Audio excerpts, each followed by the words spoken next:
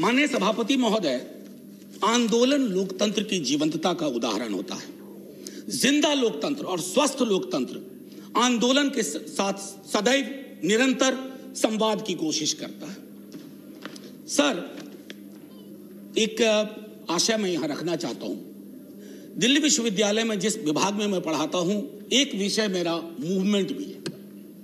Sir, बहुत सालों से पढ़ाया है आंदोलन। आंदोलन की सर 3 चीज होती है महत्वपूर्ण: एलिनेशन, अट्रैक्शन, कन्वर्सन। यानी कि अलगाव की चीज कहीं आई, उसके बाद आपका आकर्षण हुआ किसी विचारधारा से, उसके बाद आप सड़कों पे आए। सर, हमने आंदोलनों को न जाने किस नजरिए से देखना शुरू किया है। महोदय, माननीय सभापति महोदय, आपने भी देखा होगा वो सड़िया, वो कील, वो खाई। सर, मैं सरहद पे कभी गया नहीं हूं, लेकिन जो तस्वीरें सरहद की देखी हैं वो भी ऐसी नहीं देखी हैं। किससे लड़ रहे हैं आप? अपने किसानों से लड़ रहे हैं। और वो क्या कह रहे हैं? आपसे चांद नहीं मांग रहे हैं, अपना हकूक मांग रहे हैं। और हम में से किसी को यह मुगालता ना रहे, किसी को, चाहे सत्ता पक्ष हो या प्रतिपक्ष हो, कि किसान और खेतीहर समाज की बेहतरी आप किसानों से बेहतर समझते हैं। नहीं, वो अपनी बेहतरी बेहतर समझते हैं। आप उनको समझाने चले कि तुम्हारे लिए हम कानून ला रहे हैं, बहुत बढ़िया कानून है। क्यों समझाने की जरूरत पड़ रही है? क्यों खालिस्तान पाकिस्तान टुकड़े टुकड़े एंगल लाने की जरूरत पड़ रही है? अरे, हमारा लोकतंत्र बहुत मजबूत है, किसी के एक ट्वीट से कमजोर नहीं होगा। आपने विमर्श को कमजोर कर दिया है। इतना मजबूत लोकतंत्र है सर। मैं तो कभी कभी सोचता हूं, अगर आपके दौर में जयप्रकाश जी का आंदोलन हुआ होता। इस सदन में अभी कई लोग हैं जो जयप्रकाश जी के आंदोलन से निकले हुए हैं, इंक्लूडिंग सभापति महोदय।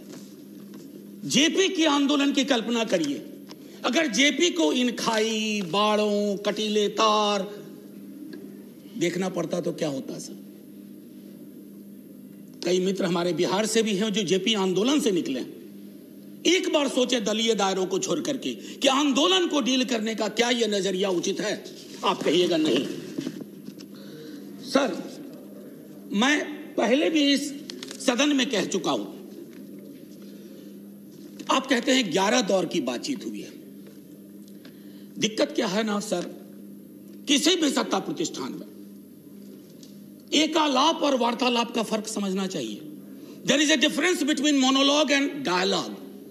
आपके साथ दिक्कत है कि आप मोनोलॉग को डायलॉग का कपड़ा पहनाते हैं। ऊपर से मैंने माननीय मंत्री महोदय को सुना जो वार्ता में थे, उन्होंने कहा कि हमने ये दिया, हमने वो दिया, हमने ये दिया। सर, लोकतंत्र में खैरात की जुबान नहीं होती है। आप देने वाले कौन होते हैं? हम देने वाले कौन होते हैं? अरे, दे तो वो रहे हैं, 303 का आंकड़ा उन्होंने ही दिया आपको, और आगे के 3 और 0 कब उड़ा जाएं ये भी वही तय कर देंगे। इसलिए ये जुबान बंद करिए, एकालाप और वार्तालाप के बीच की दूरी को खत्म करिए। सर, मैं पहले भी इस सदन में कह चुका हूं कि देश कागज पर बना नक्शा नहीं है। देश सिर्फ सेना, पुलिस के जवान, जनगण मन, वंदे मातरम नहीं है। देश रिश्तों से बनता है सर, और आपने रिश्तों को रिसा दिया है, रिसा दिया है। जब तक आप इस बात को नहीं समझेंगे कि मुल्क रिश्तों से बनता है, आपने कितने रिश्ते खत्म कर दिए। अरे, सरकारें पुल बनाने के लिए लाई जाती हैं, चाहे नदियों पर पुल हो या रिश्तों का पुल हो। आपने तो पुल के बदले दीवारें खड़ी कर दी, वो भी कटीली। सीए का आंदोलन हुआ, नागरिकों को नागरिक के खिलाफ खड़ा कर दिया। अब तो कमाल है, मैं तो आपके समाजशास्त्र के ज्ञान से भी चकित हूं कि जिस दिल्ली पुलिस के जवान को आप किसान के खिलाफ खड़ा कर रहे हैं, कभी दिल्ली पुलिस का सोशल प्रोफाइल देख लीजिए। इन इलाकों से जिन इलाकों में यह आंदोलन ज्यादा प्रबल है, वहां का एक बच्चा सरहद पे रहता है, एक बच्चा पुलिस में रहता है, और एक बच्चा खेत में रहता है। आप इन बच्चों को वो जायदाद के लिए नहीं लड़ रहे, आपने उन्हें भिड़ा दिया। कहीं तो सोचिए, विराम दीजिए।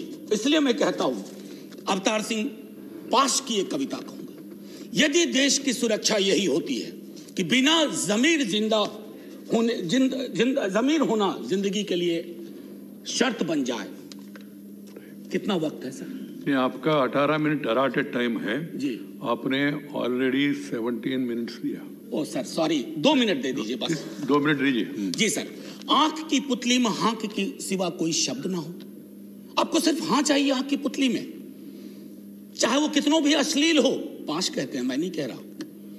और मन बदकार पलों के समक्ष हमेशा झुका रहे तो हमें देश की सुरक्षा से खतरा है, देश को अपनी सुरक्षा से खतरा नहीं है। यह फर्क आपको समझना होगा। माननीय सभापति महोदय, इस 2 मिनट का प्रयोग मैं आपने किसान को लेकर के जितनी बातें कही उस पर, उन बिलों के बारे में पहले मैं बोल चुका हूं पिछले सत्र में। मैं सिर्फ इतना कहना चाहूंगा कि बिहार में एमएसपी 2006 में खत्म की गई। बिहार के किसान की आय के बारे में आपको मैं आंकड़ा दूं उचित नहीं होगा, आपके पास आंकड़ों का भंडार है, आप तो आंकड़े तैयार कर लेते हैं, बल्कि कभी कभी पका भी लेते हैं प्रेशर कुकर में। मैं सिर्फ इतना कहूंगा कि आप बिहार के मॉडल को, हम तो सोच रहे थे कि बिहार को, आप ही की सरकार को दोष नहीं दे रहा हूं, बीती कई सरकारों ने बिहार को लेबर सप्लाई का स्टेट बना के रख दिया है। हमारा काम है मजदूर भेजना पूरे देश में, और हमने कोरोना के काल में वो सब देखा है। हम तो सोच रहे थे कि हमारे बिहार का किसान, हालांकि किसान नहीं रहा, वो खेतीहर मजदूर हो गया। हम सोच रहे थे कि उन्हें भी पंजाब हरियाणा की तरह। सर आपने क्या किया, वो मॉडल आप चाह रहे हैं पंजाब हरियाणा में बिहार की तरह हालात हो जाए। कभी कभी मुझे इस बात का अंदेशा होता है कि संसद का भी वर्ग चरित्र बदल गया है। अभी संसद में किसान और किसानी समाज से आने वाले लोग अगर होते, आप इतनी आसानी से बुलडोज नहीं कर पाते।